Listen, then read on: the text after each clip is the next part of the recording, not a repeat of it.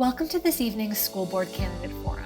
I'm Molly Smith, the K-12 education reporter with Paso Matters. Tonight, I'll be speaking with candidates running for the District 2, 3, 4, and 5 seats on the Socorro Independent School District Board of Trustees in the May 1st election. Each candidate will have 1 minute to respond to a question touching on the major issues facing the district. Candidates were not provided the questions in advance. I may ask a follow-up question, and I will rotate the order in which the candidates respond. I'll begin with District 2. I'm joined by incumbent Cynthia Najera and challengers William Carrasco and Jack Duncun. Veronica Esparza did not respond to our invitation. My first question for you all is, why are you the right person to represent District 2 at this time? And I will start with you, Mr. Carrasco.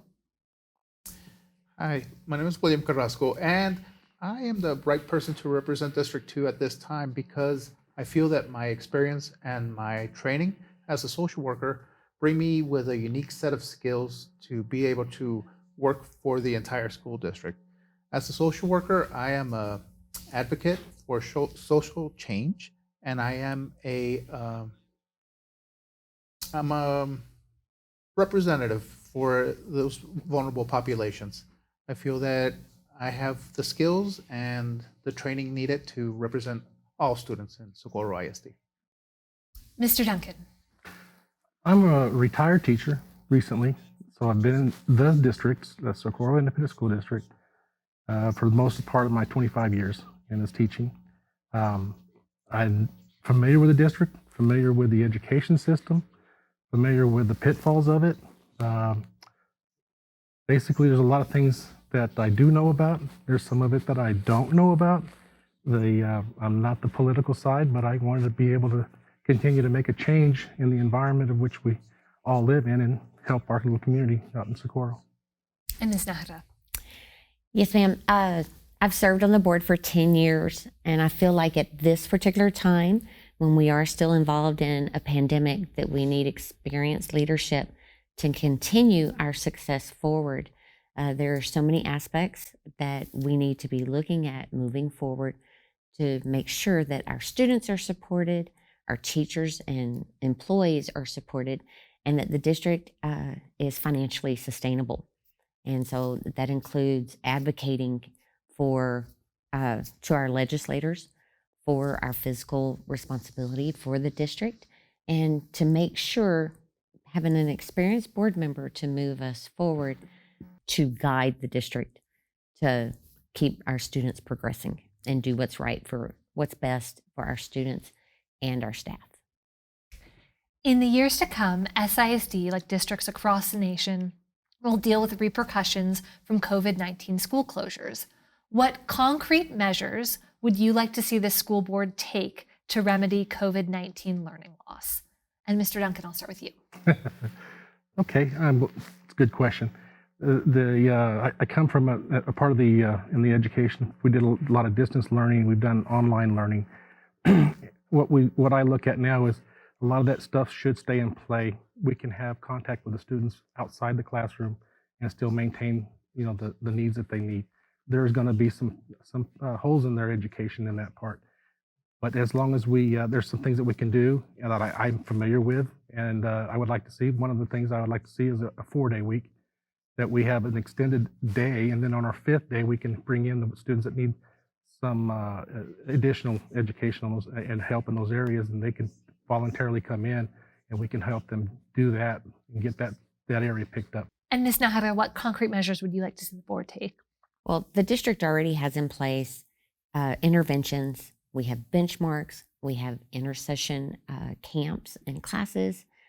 We have tutoring, and we have dedicated, amazing teachers who are going to provide those resources for our students.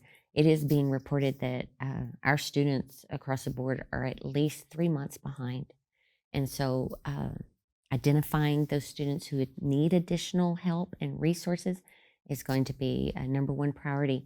And then providing those tutorings and intercessions and additional help that those students need to make sure that they're successful. And Mr. Carrasco. So COVID has exposed a lot of problems, but it's also provided an opportunity. like Mr. Duncan said, a lot of the students were already doing virtual learning, and some thrive in this environment. So I think it's important to take a look and determine which students thrive in the virtual environment, which students thrive in the classroom environment. And I agree with Ms. Najera to provide those extra interventions, the tutoring, the Saturday schools, the extra time for those students who really need the one-on-one, face-to-face instruction. However, a combo would be better to be able to better adapt to the students, right? If the student needs virtual learning and that they do great with that, let's go with that. But if they need the face-to-face, let's go with that too, or a combination of both. Switching gears a little bit, SISD launched its first dual language academy in 2019. If elected or re-elected, what is your vision for dual language programming in the district? And I'll start with you, Ms. Najera. It was very exciting to see our dual language program. We have it right now at 2 of our schools at Myrtle Cooper and Sioux Shook. And I would like to see that expanded to other schools within the district so that we can offer that opportunity to more students. It is going great. We are having right now, we're having parent information, virtual parent information. And I would like to see it expanded. It's a great program. The students are with the teachers, a bilingual teacher and a monolingual teacher. And so they're learning both languages together all day long. And so I think it's a wonderful opportunity for our students, and I would like to see it expanded. Mr. Carrasco. I agree. I would like to see that expanded as well. I remember when that came on board, and there was a long waiting list for people who wanted their children to be part of that. There was even discussions, should we extend it pre-K, kinder, and first grade? But no, let's keep it as it was meant. But now that the school district is growing so much and the opportunity is there at other schools, I agree. I think it should be expanded because it is a great opportunity for those children. The dual credit is one of the ideas. It expands the brain thinking, but it starts in the early years. So it needs to be maintained as far as the earlier school years and start at that level, so that it becomes an autonomous change between the languages, and it gives them a better understanding of the words and the knowledge between the two. It helps out a lot of the stuff that we have. It's a lot of the standardized testing. It gives them a benefit. I think it actually increases their chances and they do better at it. The idea of it was a little short on the coming. I think that they started it a little late. That they should have started it earlier instead of following somebody else's schedules, and depending on somebody else to do it first. The Isleta districts and the other ones that came first. And I think we should be a benchmark in those areas, in that we think of things before they come out with some other ones, and then increase those levels. I want to kind of shift your guys' focus to enrollment and charter schools. We're seeing an increasing number of charter schools in El Paso County, particularly within Socorro ISD's boundaries. I'd be curious what you think SISD must do to keep enrollment steady and prevent future declines like we're seeing in neighboring districts. And I'll start with Mr. Carrasco. Well, the goal is to provide the best product for the students. When we were involved in following up with students and families who had left the district to go to charter schools, the question was asked, why did you leave? And they would say, well, they offered a better product. If Socorro Independent School District was to offer the best product in their minds and their opinions, then I think the students would stay and they would remain with Socorro ISD. Ms. Najera. Yes, ma'am. 3 years ago, we did the Stand and Deliver event that our staff went out to our community, spoke to our parents to let them know all the endless opportunities that are available in Socorro ISD, from our early college high schools, at all of our schools, our advanced academic academies, our dual credit courses, just the endless opportunities from fine arts to athletics that are offered in Socorro ISD. And so it is making sure that our parents and our stakeholders are informed of everything that we offer to ensure that our students stay within our district. I know there's currently a lot of legislation that is being considered about charter schools, their practices of expulsion and enrollment and their expansion. And so it's very important for school districts to stay on top of that so that we're trying to play on the same field, because they're getting funding that we're not. And it's important that we keep our students home where we can offer them the best opportunities. And Mr. Duncan. Mr. Carrasco and Ms. Najera had very good points, and some of the areas that we started addressing. One of the things is that I like the idea of the charter schools that came in because it challenged the district to get better. Anything that challenges it's an opportunity, and it increases your awareness of what your product is about. And in the Socorro district, one of the things that has really come along is our CTE programs. They do not have those. Our college early readiness far exceeds what they have to offer. We have better intakes, and we deal with all the blueberries. They like to take the cream of the crop. We deal with them all. And as far as dealing with them all, our record as it states is pretty successful. We do a pretty good job at Socorro. And it's just bringing to light what we have to offer. I think that we've been kind of hidden as far as what we do offer. The dual credit programs have been kind of quiet, and we're getting a little louder with it. We were the first one in the city to come up with a dual credit high school mission early, and then the others followed suit. That's what I like to see, is that we're an innovator instead of a follower, and continue with that. And our CTE programs and what they have to say and what they're doing is the top in the city and in this area. There's nobody that touches Socorro, and we're still improving. And that offers a heck of a lot more than what any of those other ones. So they can choose. And I think after they've had their time with the choosing, that they'll come. If they're not already gone, they'll come back. Yeah, then once they see that what they've lost and left behind. And I think as far as we're going, if we continue to go forward like what we're doing, and we just keep bettering ourselves, we won't have to worry about the charter schools. My next question is, in what ways do you believe that underserved students need to be helped more? And I'll start with you, Mr. Duncan. Well, it's like I said when we were talking about the different ways of learning. We have our underserved students, and we need we need to have some identifiers to spot them out and offer them the extra time in the classroom or tutoring. And we could be online. We could be with the parents online. There's a lot of things that you can do to help those students get forward and get through those little hurdles. A lot of the time, it's learning is not synchronous as far as the way we learn knowledge. We understand that it's more of a spiral. So you have things that happen, and that little spark happens, and they jump to grade levels as far as the understanding, because they were held up under one little thing that was a key. That additional learning online that we could work after school with, or we can give them time with their parents to help. There's a lot of different ways of approaching that, but it deals with extra time that they need in some sort of learning environment, and offer that. And we do a lot of that already, but I think with this online stuff that we've got, they got a lot better handle on. I think there's a great opportunity in that area itself. And Mr. Carrasco. Well, children learn at their own pace and in their own ways. Everybody's different. It reminds me of a author, Mr. Todd Rose. He wrote this book about the end of average, right? There's no average. Like when we get in the car, Mr. Duncan can get in the car and he'll drive the car, and then I'll get in the car right after him. I have to adjust everything. I have to adjust the seat, the mirrors, the temperature, etc. And then Ms. Najera will get in the car, and then she has to adjust everything. So there's no average, according to him. We need to make sure that the system works for the individual. The teachers do great with differentiating instruction. They do an awesome job. Teachers are amazing when it comes to that.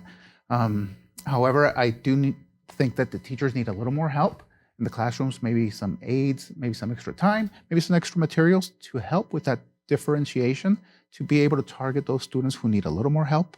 And also the peer-to-peer learning, that's something amazing that I think we need to tap into more. I've seen it work. I'm sure Mr. Duncan has seen it work, and that's amazing to see, and that we can tap into.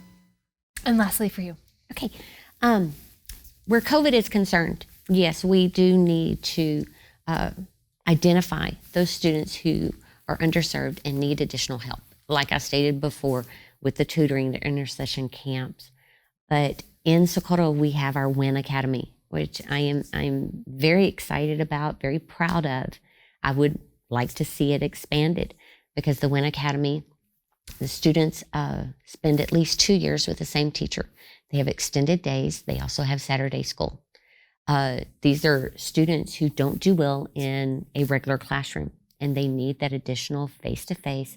They need that additional help.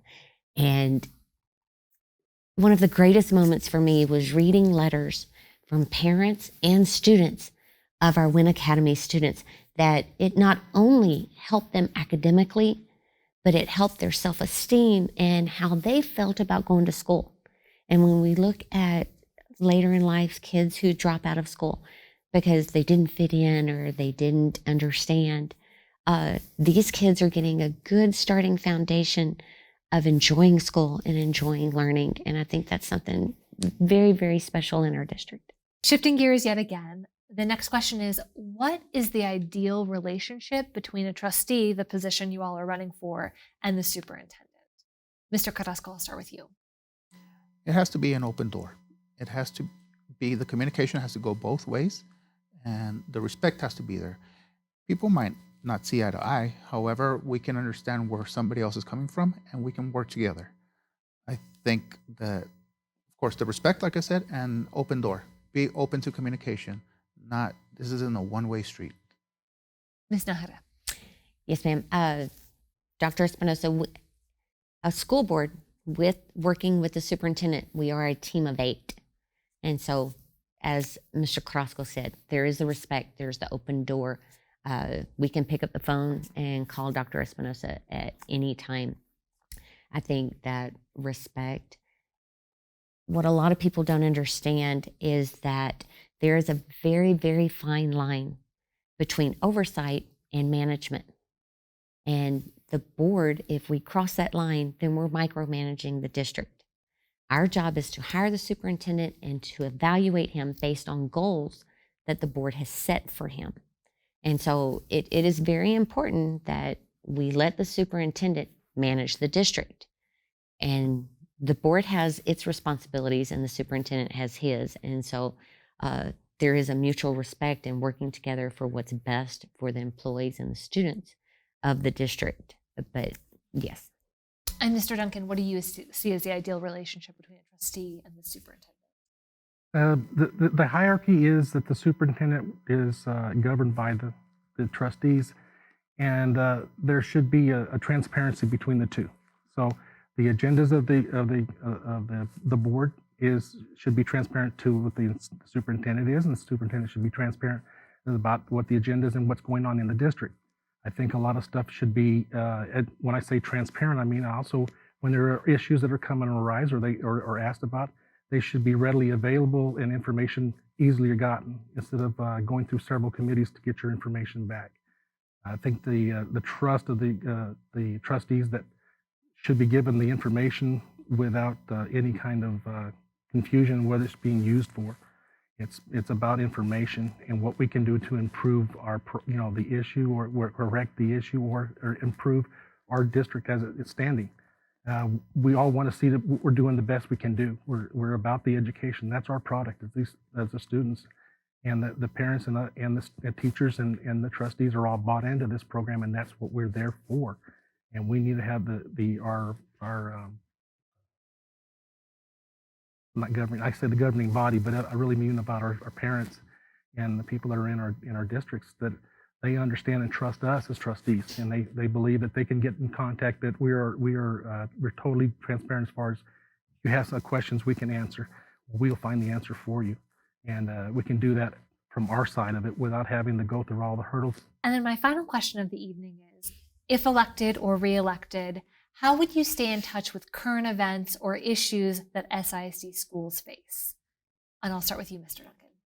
That's an easy one. I have an educator in the family. That's one. I have most of my friends are all educators, so a lot of our talk is about education and what's happening and what's on and they're on all kinds of committees and boards and chat rooms, and I get a lot of information from many of those, and a lot of the chat room conversations about new rules, regulations that have come down. The board members themselves are actually privy to a lot of the trainings that they have over the summer for administration level, and they bring out the different stuff that's coming out, and that keeps them abreast of a lot of the new changes, and so that you can address it when you come back and you're not left totally in the dark.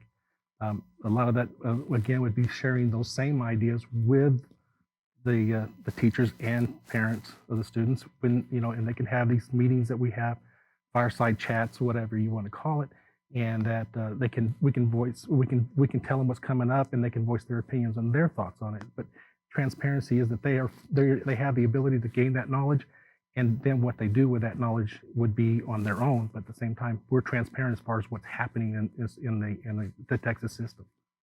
Ms. Najera. I'm sorry, will you repeat the question, Mom? Yes. Well, it is the most important element is communication. Whether our students have issues, our parents or our teachers or our employees, it is having that communication. There's also a board member by state statute is to advocate for our public schools. And so advocating for SISD, whether it is the local, state, or federal level, is extremely important, because as we have seen through the state, the federal money that public education was supposed to receive in the first ESSER Act, we didn't receive it. And so it's vitally important for board members to advocate for our school districts, as well as on our local community levels, listening to our parents and our stakeholders about their needs and concerns. And finally, Mr. Carrasco. So yes, it's important to stay up to date with the current events that are happening in the world of education at the local, state, and federal level. I too am, my wife, she's a special education teacher, so she's a member of NASIT, so she keeps up with all the legal articles and laws and everything that's coming up with special education. Also, my circle of friends, my family is really involved with special education because we are volunteers for Special Olympics. So we get a lot of our information, concerns, and topics of discussion from those groups. So yes, it's important to keep up with the current events, not only getting information from our spouses and from our friends and family, but also going out and looking for those, researching those articles, researching what's new, what's coming down the pike, what's happening at the federal level that's going to affect Socorro ISD. We need to make sure that we understand what's happening. Thank you all so much for being here with us tonight. Thank you. Thank you for having us. I'll now speak with the candidates in the District 3 race. Tonight, I'm joined by incumbent Angelica Rodriguez and Nancy Adams. Ricardo Castellano did not respond to our invitation. My first question for you both is, why are you the right person to represent District 3 at this time? And I'll start with you, Ms. Adams. Awesome. Thank you so much for having me today. I feel as though I'm the right person to enter onto the board because education is changing so much. And I feel as though our district, while it's so innovative in so many ways, can actually make leaps and bounds forward. And by having some new voices, new ideas, and new rounds of experience coming onto the board, it really will propel the district. And while I am a graduate from Socorro Schools myself, and I've taught within the district from 2009 to 2016, I'd be more than happy to come back home in a sense and not just be a community member, but also make an impact in our schools. I've been on the board for 11 years, and prior to being on the board, I also was a teacher, an educational diagnostician. I worked in the district. I'm still an educator. I still work in education in the district. I think we've done some amazing things in SISD, and I want to continue to move the district forward in becoming the district of choice. And as we've been doing, we've been offering students endless opportunities on different programs and early colleges options, things like that. And, it's something that I've taken such pride in the district, and just want to continue being a part of that. In the years to come, SISD will deal with repercussions from COVID-19 school closures. What concrete measures would you like to see the school board take to remedy COVID-19 learning loss? And I'll start with you, Ms. Rodriguez. I think one of the things that we really need to look at is our teachers are doing an amazing job in keeping students engaged and keeping abreast of what their needs are. I think as a board, what we need to be able to do is be able to address the budget, to be able to address the concerns that we have. We don't know all the ramifications of what this has done for the district, for our students, but in looking at possible addressing social emotional learning, are we going to need extra counselors? Are we going to need additional social workers? For the students who are struggling academically, how are we going to address those needs through tutoring and being able to fund those additional resources? So I completely agree with Ms. Rodriguez. COVID-19 is nothing anyone could have foreseen in the past. And the ways that we need to approach students when we return to in-person learning is something that no one is really prepared for. Everyone seems to think that we just hit pause on education for a year and a half, we're going to hit play and everyone will go back to normal. And that's definitely not the case. There are some students who are thriving in the online learning environment. And I feel as a board coming up with a plan to develop a remote learning academy, just like we have the other academic academies, could really help those students keep thriving in the way that they have been doing for a year and a half. For some students, change is difficult, and this was already a hurdle for them to cross. And if we can allow them to be successful on that realm, we definitely should keep doing that. Another thing is we need to really revamp our discipline structure. So many students are starved for attention right now. And when they come back to school, we're going to be seeing a whole new host of issues because of instances of like poverty that have been stricken because of these families losing their jobs and such. So preparing for that and getting back to class is really what we need to be thinking about now. I know that it's still unknown what fall 2021 will look like, but I'm curious to know, were the Texas Education Commissioner to allow it, would you give students the choice of continuing with virtual learning? And I'll start with you, Ms. Adams. So yes, exactly as I was just describing. I think that that is a path that would help us really maintain our enrollment. A lot of students still aren't going to feel comfortable. Their parents aren't going to feel comfortable for them returning to school yet until we have a vaccine that is safe for children as well. And if we don't come up with a structure that allows for students to continue learning, we're going to see a lot of students going to homeschooling or going to charter schools that may allow instances like that where they are a little bit more lenient with their expectations and requirements. And we don't want that. We want the students to be in SISD because it is the best district for them. And they will have so many more resources available to them through our public schools. And those protections that are in place are definitely stronger in SISD. So I would be all for it. I would also want to make our voice heard so that it's known that there are people who want to continue learning this way. Instead of just going with the flow and going along with whatever is said at the state level, we do need to make it known that students in SISD can prosper that way. And same question for you. Can you repeat the question? Yes. Were the Texas Education Commissioner to allow it, would you give students the choice of continuing virtual education in the fall? Again, like Ms. Adams was saying, absolutely. Some of our students have done very well and they feel very comfortable in an online environment. When I was teaching a college course, I was teaching in an online environment. For our students that feel comfortable, that are doing well, that are thriving, absolutely. I think we can offer that choice. Of course, it's going to be a matter of logistically, how do we get it done? But I think with enough planning time, I think it's something that we can absolutely do and consider and develop a better plan versus everybody just went into this online mode of learning. And unfortunately, we had to learn as we went. But I think some of our teachers have knocked it out of the park and they feel comfortable and our students feel comfortable. And for those students who want to continue, I would hope that the Texas Education Agency would allow it, and then we could answer by having a good plan in place. And staying on the topic of COVID-19 learning loss, when we think about planning for next year, do you expect low-performing students to simply fall further behind, or do you expect that the pool of low-performing students will get bigger? Ms. Rodriguez.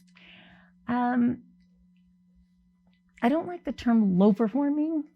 I think that there have been obviously many students that have struggled But I think what we need to do is really address the needs. And our teachers have been working with our students. They've already been targeting the students, and they've already been offering that additional assistance. Some of those students were the first ones to come onto campus. And so they could be in a face-to-face instruction, in face-to-face instruction, where we're able to monitor them a little more closely. Again, as the students come back in, we're just going to have to look at the data and look at any information that we've got, progress monitoring to see where they're at, and get it in high gear to get those kids back. So looking at all of our students, I believe that everyone involved in education needs to reevaluate what we consider success. So students who are currently attending classes and they are participating and they are giving forth effort, I think that is successful. And so I don't feel comfortable either labeling students as poor performing. What I believe is when we return to school next year, in whichever ways it is available to students, we need to really think about how we are going to meet students where they are and how we're going to help them become successful in the ways that they need. So whether that is connecting them with community resources to make sure there's food at home and that their parents are employed so that they have safety and security at home so they can be successful when they come to school because they're not thinking about all of those other things, that is one step. Another step is offering tutoring and additional resources for students. And those are things that teachers as professionals, we should trust in to make those choices and make those recommendations to help students. Shifting gears away from COVID-19, SISD launched its first dual language academy in 2019. And I'm curious if re-elected or elected, what your vision would be for dual language programming within the district. And I'll start with you, Ms. Adams. So I think the dual language program is incredible. I know from personal experiences with coworkers and with friends who have their children in dual language programs in other districts and in other cities, it definitely gives students an edge early on to really change the way they think, change the way they learn, and the way they interact with our community. I think that it would also be really useful for us to explore other options instead of just English and Spanish.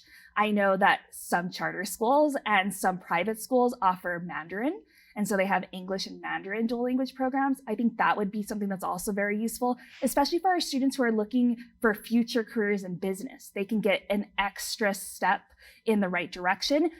And that will look really great on resumes and it'll look great on college applications, just like the dual language program we currently have does. I think the dual language program is very important. And in looking at, when we were launching the dual language program, we looked at the different languages. With the data that we had, and when we're looking at our students in the El Paso area, I want to say, I think it was 75% of our students stay in the El Paso area. They go to school here in El Paso.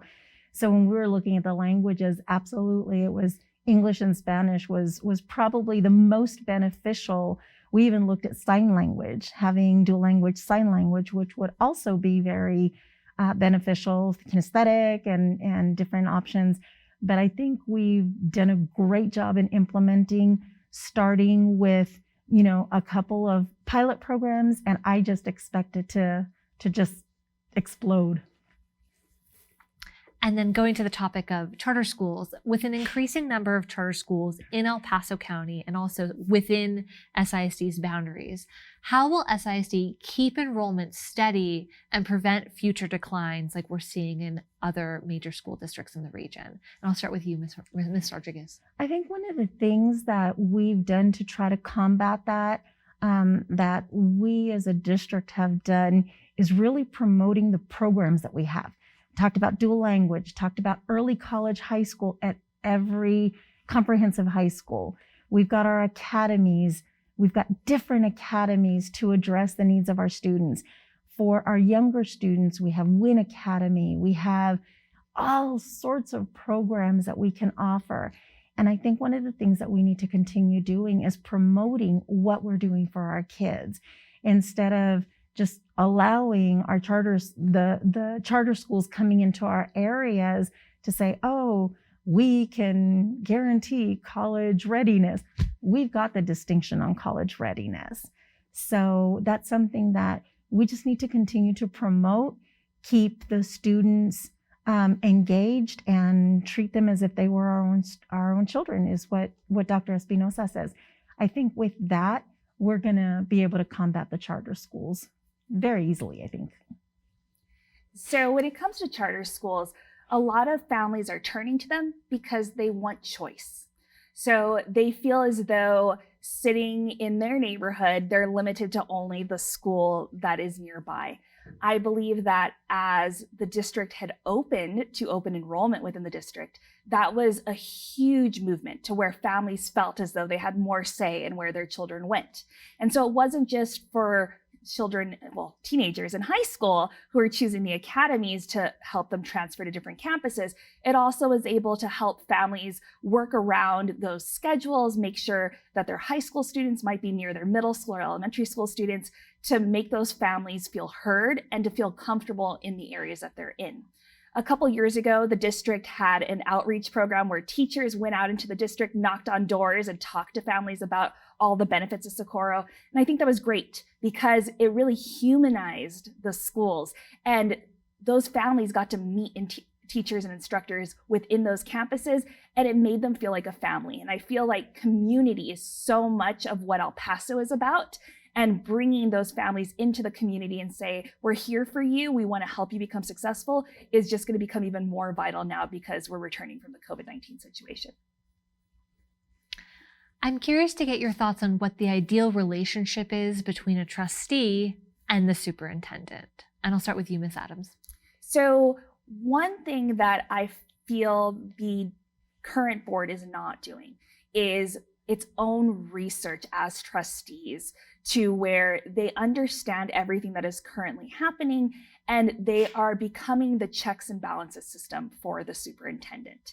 So you want the superintendent to act as though he is CEO of the district. His experience should really influence some of your decisions, but not just be the decision. And there needs to be more accountability on that end. Whereas we have a district currently where we have a really strong superintendent. We just need to make sure that we're not just going along with those decisions, and we are asking the questions that need to be asked, no matter how difficult they may be, to make sure that they're benefiting our students and our families so that everyone's successful. And we can't just rely upon experience. We have to make sure that we're constantly learning as well as things change. I think one of the things that is very important to understand is what the role of a board member is. You know, we hire the superintendent, we adopt a budget, we follow policy, but the superintendent is the one that is supposed to implement programs and he runs the district. Now, the way that the board works is, again, for example, Dr. Espinosa has implemented so many programs and he comes to us with the ideas. And we as a board have been very confident in the things that he's proposed. So we ensure that the budget is available to be able to do the different things that he's been proposing to do. So again, that's the superintendent runs the district. And yes, we hold the superintendent accountable, but we also need to make sure we don't cross lines that we shouldn't be crossing and trying to manage the district and micromanage the day-to-day operations of the district. And then my final question for you both is, how would you stay in touch with current events or issues that SISD schools are facing? And I'll start with you, Ms. Rodriguez. I think one of the things that we need to do is, just be available, watch social media, listen to our community members, talk to the superintendent. The superintendent has quarterly meetings with each of us to give us a heads up on things that are happening, but also just ensuring that we are getting information from campuses, different programs. Each of us attends different committees through the district.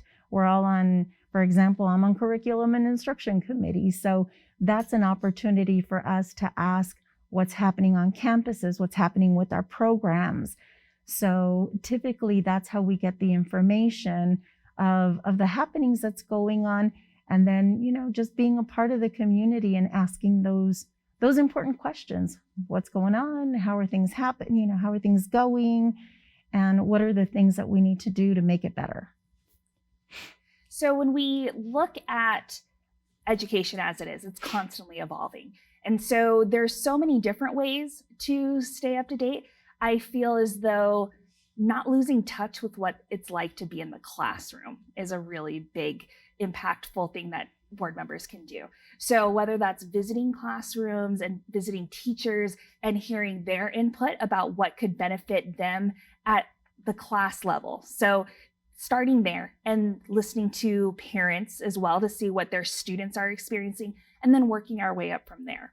So I feel as though also partnering with higher education and looking to them to really tell us some of the new trends that are coming about that aren't just hype that we see in the news or on social media can be really impactful as well. So learning from professors new ways to teach material will actually give our teachers also meaningful professional development that's more than just a vendor coming in and selling a textbook. It's something that teachers can take and it looks at with a different type of value so that they can really implement those techniques and stay up to date themselves. So not just us as trustees, but everyone involved benefits from it. Well, thank you guys so much for being with us, and I so enjoyed your thorough responses. Thank you. Thank you. Now we'll move on to the District 4 race. I'm joined tonight by incumbent Paul Guerra. Challenger Jaime Martinez declined our invitation. My first question for you is, why are you the right person to represent District 4 at this time? Molly, I've been on the board for 10 years. I used to be a former educator. I'm married to an educator. My kids, I have three 17-year-old triplets who attend Socorro District. My daughter goes to Socorro High School, is in the wholesale program. And my son goes to early college at Socorro High School. My other son, Paul, goes to East Lake and is involved in the computer science and technology program. Me being involved in the district, like I mentioned, I've been there 10 years.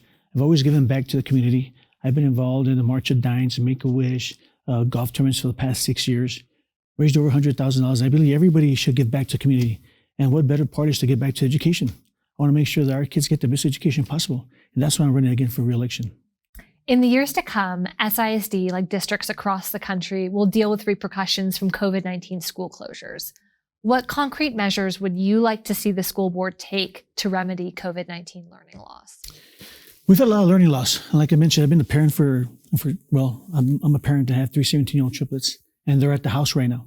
My wife's a teacher, and there has been learning loss for them. Seeing every day that they go in the computer, and it's not the same being face-to-face in front of the classroom. But in our district, we have great teachers, we have great staff, bus drivers, great principals. So the learning loss, we're addressing it because we have tutoring. We have classes where the kids can go and see where they're falling behind, intersession classes. We look at the benchmark testing. So we make sure that if kids are falling behind, we can address those issues. Do you think that things such as extending next school year or even restructuring class offerings so students take more math, reading, and writing would be necessary? It's difficult. I hope we don't extend it. But sometimes with TA, they're holding us hostage. What I mean by that is that they want standardized testing. Thank God that we didn't do the STAR testing this year. So hope they don't extend the testing as far as reading, math, and writing. We'll see what TA wants us to do because it's up to TA's guidelines. I know a lot is still up in the air as to what fall 2021 is going to look like, but were the state to allow some students to continue with virtual learning, would you be in support of that? Absolutely. We are going to leave it up to the parents. Now, if TA makes it mandatory, and like I said, TA has been holding us hostage. If TA says that we have to go back, I'm sure that the parents that do not want to go back, I'm sure that they will be excused to not attend school. And TEA, for all you viewers, is the Texas Education Agency. Yes, that's correct. Staying on the topic of COVID-19 learning loss, do you expect that low-performing students will simply fall further behind, or are you anticipating that the pool of low-performing students will get bigger next year? We're going to have low-performing students across the board. That's going to affect every region, every school district. But like I said, we have measures in place. Hopefully, we're going to overcome those measures, benchmark testing, intercessions, our tutoring classes. We're going to find out where we're behind and work together so we could work together as a team and overcome those challenges. Shifting topics a bit, I'd be curious to get your take on what the ideal relationship is between a trustee and then the superintendent. We always have to agree to disagree, and it's tough being a superintendent because you have 7 bosses. The superintendent, the goal of the board is only 3 goals: hire and fire superintendent, budgeting, and policy. We have to separate the issues between the board and the superintendent. What I mean by that is we can't cross that boundary line. But a relationship should always be cordial because it's always going to be a team of 8. They have to get along. We have to get along together. If the board and superintendent do not get along, the district's not going to grow. But it's always going to be on a professional manner. SISD launched its first dual language academy back in 2019. If re-elected, what would be your vision for dual language programming in the district? We did the dual language you mentioned correct in 2019. We were only going to do 1 school. We did 2 schools. And the dual 19 classes had been growing. And I believe now we have it up to 3rd grade. I hope that we continue that. I would like to continue the dual language classes and maybe see more schools doing the dual language. And then another topic that we hear a lot about is just the growing number of charter schools in El Paso County. Given the increasing number of charter schools, particularly within SISD's boundaries, how will SISD keep enrollment steady and prevent future declines seen by neighboring school districts? My wife teaches at Salvador Sanchez Middle School in Rio Vista. Right across the street is IDEA, which is a mile away from our home. IDEA plans to build, I believe, 20 schools here in El Paso region. What we did in SISD 2 years ago before COVID, we did stand and deliver. We had 3,000 employees March, and we reached over 10,000 homes. And because of that, we were able to keep their enrollment down low. And it helped our enrollment. So it's going to be about funding. We got to talk to our legislatures, because by going to charter schools, the students get $1,400 more than we do. But that's the only way to combat it. We got to go door to door and tell them why our district's better than IDEA's, the charter schools. I'd be curious to know in what ways you believe that underserved students need to be helped more within Socorro ISD. I live in the Socorro area. It's an underprivileged, I say, socioeconomic. So yes, we need more help there. But just again, we have the same education, whether it's north of the freeway or south of the freeway. So Dr. Nelson implemented a WIN program for the kids that are struggling in regular traditional level classes. So this kind of helped them in the WIN program. So we want to make sure all the kids get the best education possible. But yes, when the kids are struggling, they're going to need extra help. And we've looked at programs where we can help them more. And if it's going to be in the valley or north of the freeway, we're going to make sure our kids get the best education possible. As a former educator and as a current trustee and you're seeking re-election, what are some student outputs or student measures that you're particularly concerned about and that you would focus on if you had 4 more years? Close the gap in between high school and college. We want to make sure that not only when our kids graduate from high school, we want to make sure they attend college as well. Right now, I'm happy to say that in our district, and I believe we are the only district in Region 19 that we have an early college in every high school. We want to make sure that our kids are not only ready to prepare to go to college, but they actually attend it and they graduate. I like to see how we can close that gap, to see once our kids graduate from high school and they attend college, that we're closing the gap that they actually graduate from college too as well. I like to fulfill that and see that need. I know that college readiness and then like what you were talking about, even just college entrance is a huge issue for our region, Region 19. Are there specific policies or programs that you would like to implement to get more kids going straight from high school to college? Well, like I mentioned, we have an early college in every high school. And I get goosebumps just talking about it because the kids, my son is in the early college in Socorro High School. And when he graduates as a senior, he'll have 60 hours. So at the moment, we are saving parents over $13 million. 4 or 5 years from now, it might change. They might get maybe 90 hours, but this is free college for them. And we start talking about college when the kids enter our schools in kindergarten. So when they get to the high school level, they already know about college. So I would like to see more kids, maybe more classes where we just don't pick maybe 100, 200 kids. Maybe we'll get more kids involved in every high school level to attend the early colleges. And then my final question for you is, if re-elected, how would you stay in touch with current events or issues that SISD schools face and public education in Texas more broadly faces? As a board member, you don't only attend one meeting. We have committee meetings. We have to go to our school board trainings that we had out of town. Obviously, we haven't done anything because of COVID. We're having a board training next week. So we're always up in tune, see what's going on. I'm talking to TA all the time. We're all talking as a group to TA, trying to be up and with the latest. We have to as a board member, especially now with COVID. Talk to our state legislatures, see what's happening, making sure our superintendent is very involved, and making sure that we get the best information so we could continue with student success. Thank you so much, Mr. Guerra, for being with us this evening. Thank you for inviting me. Finally, I'll speak with the candidates running for District 5, incumbent Gandara and challenger Pablo Barrera. Welcome to you both. Thank you. My first question for each of you is, why are you the right person to represent District 5 at this time? And Mr. Barrera, I'll start with you. Yes, I know that I am the perfect candidate. I gotta lead it into the new. I know I have that leadership trait. Talking and getting to know my community more and more. I've gotten to know and need more of the needs that they have and that they're requesting. And even prior to this, my wife and I were always involved in the community. Saw a dire need for school buses, for a lot of other things that they. When we went through the chain of command all the way up to the school board, I tried reaching my district rep. I never got an email back. I never got a phone call back. My community members, I said, call them, email. We never got anything back. So it got to a time where it's like, you know what, we need to make change. And then same question for you. Again, it's a great district that I'm a part of. Again, for the past 11 years, we have a district that's at top of Region 19.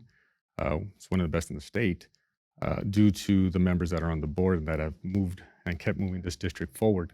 And so again, that's why I feel that being on the school board and staying on the school board is the best for my district and my area.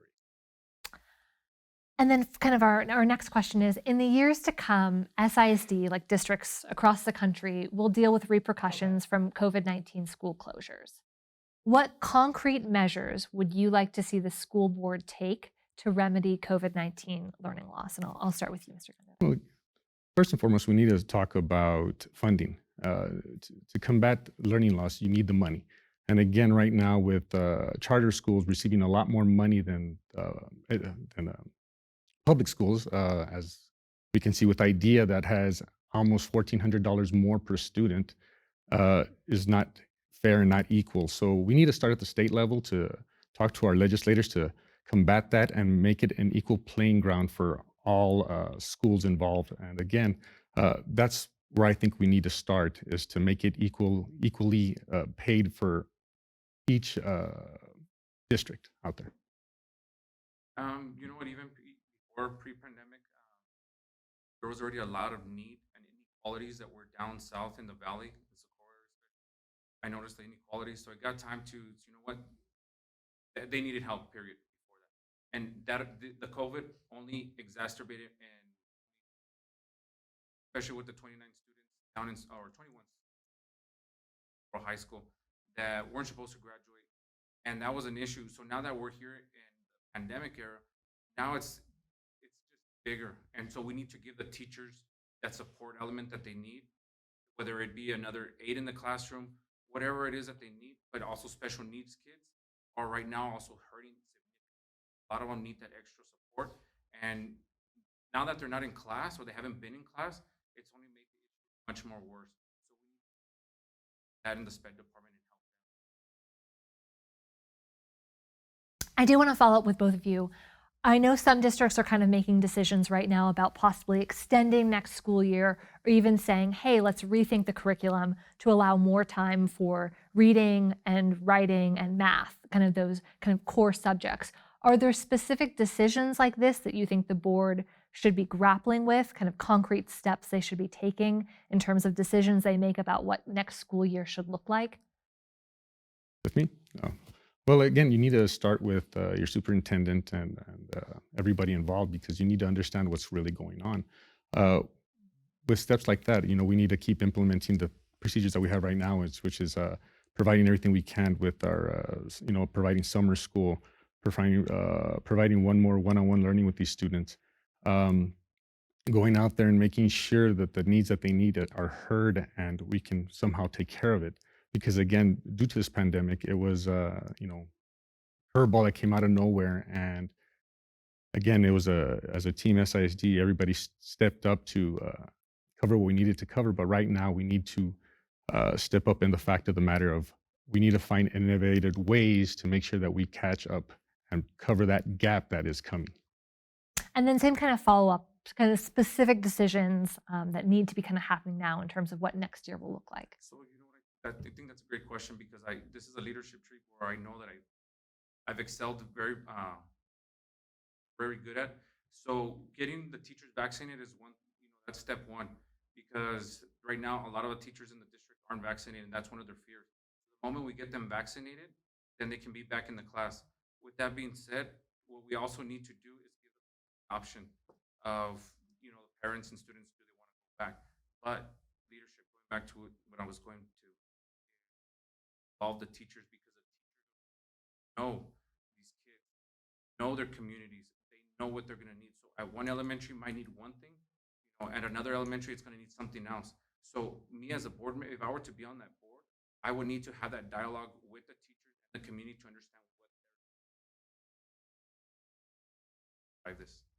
And then a follow-up, we don't know what next year will look like, but if the state were to allow virtual learning to continue in some capacity, would that be something you'd be in favor of, allowing those students who want that option to stick with virtual learning next year? Yes, I agree. I think we need to leave that to the parents, because again, we have to look at it as a health concern in our community.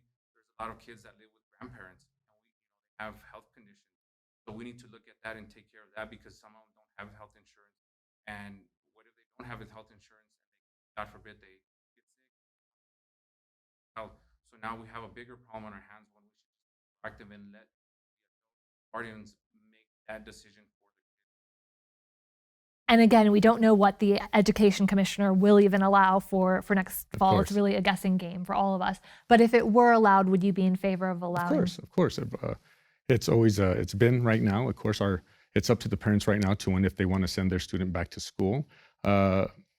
So of course, I'd be in favor of it, allowing our students to stay at home, that the families prefer them to stay at home other than come back. But again, we need to leave it up to the parents, and which SISD has left it up to the parents to decide when their child can come back to school. Sticking with the topic of COVID-19 learning loss, do you expect Sticking with the topic of COVID learning loss, do you expect low-performing students to simply fall back more, or will the pool of low-performing students get bigger, and why? And I'd like to start with you on this one. That's a very good question. I think right now, due to COVID, there is going to be a learning loss no matter what. We need, as a district, as an area, need to have that conversation and be honest with each other that due to COVID, there is going to be a learning loss, and we need to figure a way to combat it.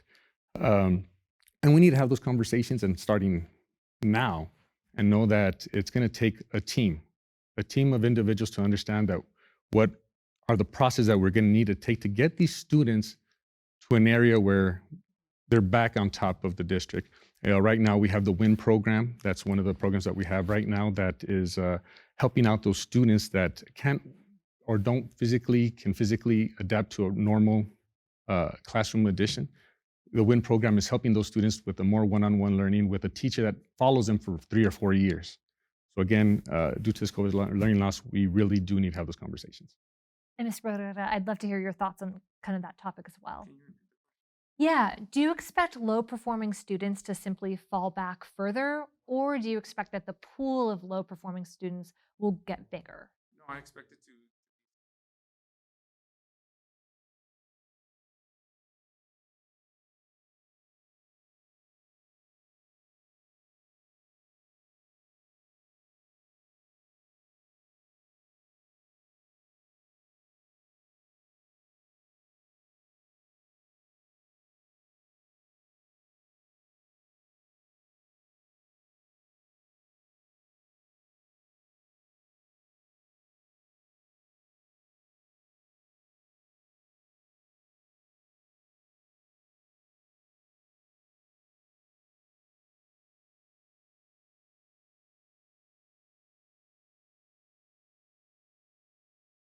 Switching gears a little bit, SISD launched its first dual language academy in 2019.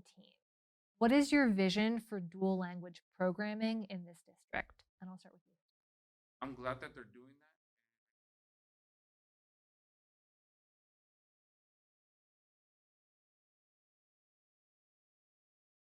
that. I like that program because unfortunately, I wish I would see south of I-10, and I would wish that we can have a dual language in that area as well. So, but I would. That's one thing that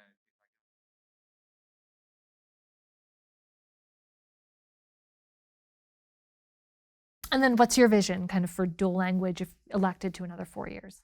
Well, dual language is a good program. It's a program that is being implemented in the Lower Valley. It's in the Lower Valley, it's mostly Spanish-speaking students. So dual language is already occurring down there. But again, those are programs that are coming along. To give you some other examples, early colleges at all our high schools is one of the programs that has been implemented. Starting first at Socorro High School was the first high school to have a early college at its school, and now all our high schools have them. So as one high school does it, all of them are going to have it. That's our plan as Team SISD. What one high school has, the other one will have as well. Also, another kind of big topic is charter schools are increasing in El Paso County, specifically in the Socorro area. Given that, how will SISD keep enrollment steady and prevent any future declines? And I'll start with you, Mr. Gandara. First and foremost, we started off with our, with a program out there that we knocked on doors with our Stand and Deliver program. We had over 3,000 employees that volunteered their time to go and knock over 10,000 doors to let people know out there that why their students should stay in SISD due to a charter school. Due to, like as my opponent, his children did go to a charter school. Again, I feel that as a parent, you need to be informed or inform yourself as well to know that what's the difference between a charter school and a public school. Public school, we educate everybody. We don't have a choice. We don't get to pick and choose who walks through that door and educate. We educate everybody with whatever issue they come with. We have to educate them, and we do. And at Socorro SISD, we do that job very well. And I want to talk about that. That's great because I went from a charter school parent for 1 year, now running to a public school. So with that being said, yes, they did go there. It was a horrible experience. What better way to have an advocate for the public education than someone who lived the horrors of a charter school? I know what they entail. My family experienced it, and I don't mean this to be facetious, but it's the truth. We're able to walk out with our kids out of there alive, literally alive. Very often it was one of those things, come home bruised, scratch, pinch, a teacher, honestly, things of that sort. How do you go out the whole year, all of a sudden telling your kids, parents, they're doing their good, last 6 weeks, all of a sudden they're not doing it. Where's the transparency? So when we raise questions, we got pushed out, but you know what? And I know that our board members but they're not here. You know what? I have an issue with that. That's why I want to fight for the public school system. Back to the public school. What is the ideal relationship between a trustee, the position you both are running for, and the school superintendent? And I'll start with you for this one. A relationship. As a board member, you are a part of a board of 7 individuals that between the 7 individuals, you are running a budget, you hire and fire a superintendent. And so it has to be professional. It has to be decisions that you have to understand as being part of the board. Your decisions affect a lot of people. And the decisions that you make, you have to make that, when you make that decision, it's for the mass, not for the few. Dealing with the superintendent, you have to understand that issues do occur where you have these tough conversations. And again, with the board and with the majority of the board, you get that word across. So being a part of a board that has been has worked well together and has worked well with the superintendent has kept us on top of the region for a lot of years. And same question for you about how you see the ideal relationship between the trustees. Professional, you can't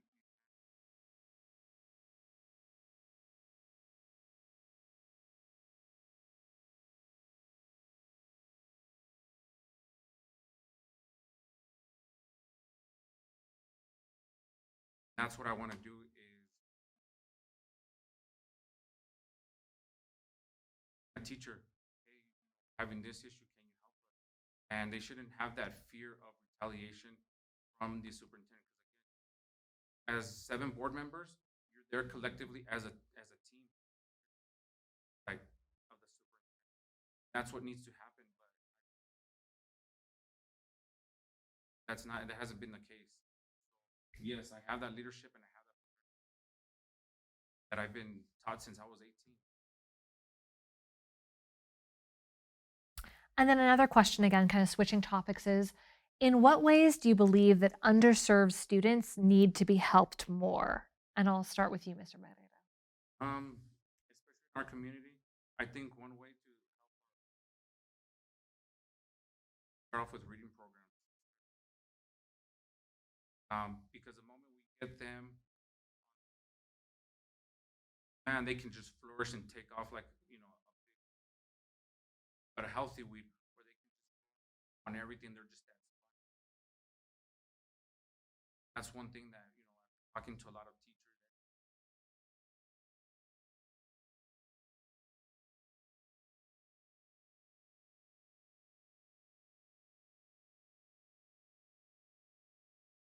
Actually be involved in that child.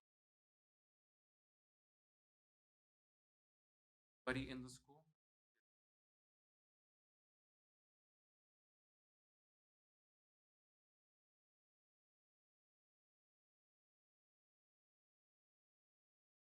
Answer. Yes. Question again? In what ways do you believe that underserved students need to be helped more? Underserved students. I think in SISD, we don't really have any underserved students. We have students that have learning disabilities or learning problems that we have dealt with. Again, starting with one of the programs that our superintendent implemented, which was the WIN program for those students that couldn't work in a regular, normal school classroom, are being moved to a program where they're having a teacher that is with them for every 3 years, with them for 3 years to help them grow that that relationship, that understanding with them to help them grow in a right direction. We've implemented our kindergarten, our pre-K free for everybody at starting at 3 years old for our pre-kinder students to start coming to school half day, and for our 4-year-olds to go all day. That's what we're doing right now at Team SISD. And then my final question is, if re-elected or elected, how would you stay in touch with current events or issues that SISD schools face? And Mr. Gandara, I'll start with you. No, I live in Socorro, so it's real easy to find me, and it's always has been. I've heard some things that I've said, that emails and things of that nature. Again, everybody knows where to find me. It's real easy to find me in my district on both sides of the road, because our district does represent above I-10 and below I-10. So you have to be ready for both sides. Again, I've never had that issue or know that problem in the last 11 years. This is the first time I've ever heard of it in the last 11 years since I've been there. But again, I've been in a positive and a wonderful district due to the environment that the school board, its superintendent, and all its employees have been a part of. We've had the mentality of now it's Team SISD. It's no longer an individual. It's no longer a board that was, 3-4 split. It's been a board that's been pushing that kind of mentality forward. I mean, that's one way that you've got to stay in touch with them, because you got to get out there and know the community. That's one way, because when I talk to the community, those are exactly concerns that fell on my opponent. And again, nowhere to be found. I have to, and I can. I'm retired, and I have the capability and the time to invest in my community, to go out there and have those sit-down conversations, whether they're hard conversations. No matter if you're above I-10, north or south of I-10, I'm willing to go to wherever you're at so I can have that conversation. We're concerned because your matters, your concern, and to the district. One person is left behind, two are left behind. And I won't allow that on my own. Matters to me. Well, thank you both for being here. We touched on a wide range of topics. That concludes our Socorro School Board Candidate Forum. Election Day is May 1st and early voting begins April 19th. More information about the candidates and the voting period is available at elpasomatters.org. Thank you for joining us.